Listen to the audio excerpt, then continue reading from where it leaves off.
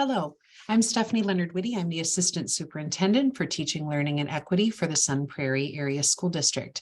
I'm here to provide an overview for the SR2 numeracy so that you can consider the data and determine how you will rate our performance at the November 21st school board meeting. So similar to literacy, you'll notice that we begin with identifying our outcome, what we hope to achieve for all students in the area of numeracy, as well as how we interpret that outcome. You can read that interpretation here.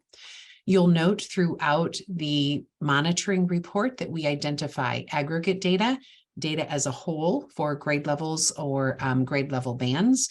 And then we also analyze data from the perspective of focus groups or subgroups.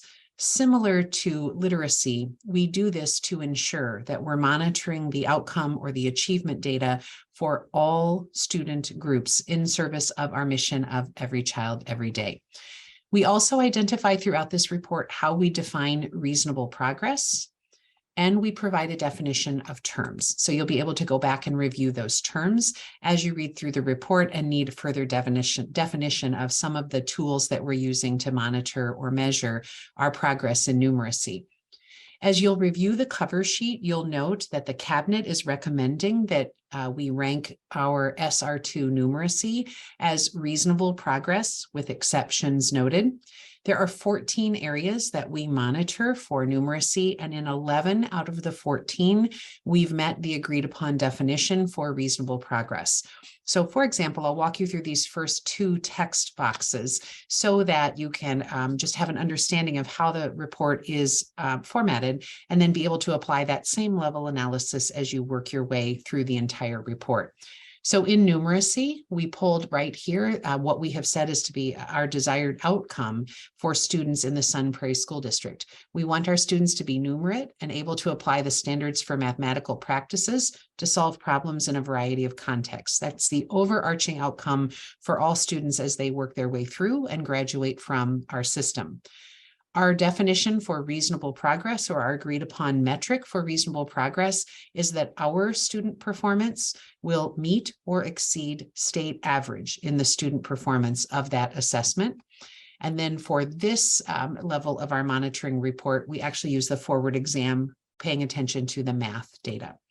So what we hope to achieve with students is here. What we define as reasonable progress is here. And the tool that we're using to monitor that metric or to measure that learning or outcome is the forward exam. So as you can see, we're marking this area as reasonable progress. In Sun Prairie, we have an average of 43% in our mathematical outcomes on the forward exam for grades 3 through 8, exceeding the state, which is at 41%. You can take a look, we've broken it down by grade level underneath here. And when we consider the overall performance, we're ranking this as reasonable progress because we meet or exceed the state performance in this exam. You'll note underneath in our disaggregated data, we've identified that as needs improvement.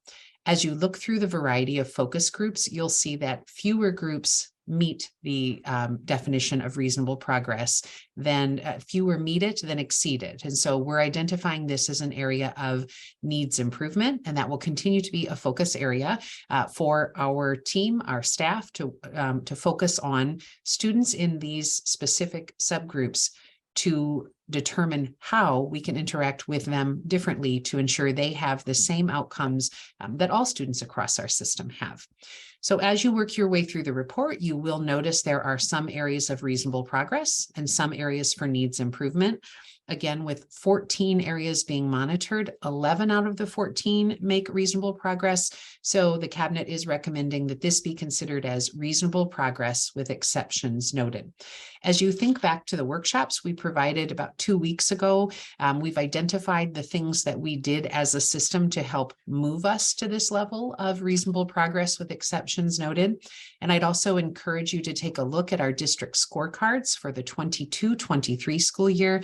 The district and district and department scorecards identify what strategic actions we're putting into place for 22-23.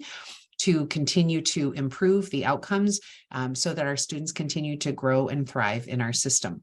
I welcome you to give me a call or reach out if you have questions before the meeting, and we look forward to having conversation with you after you've reviewed this information to understand how you will proceed as you rank this either as reasonable progress with exceptions noted, or failing to make reasonable progress.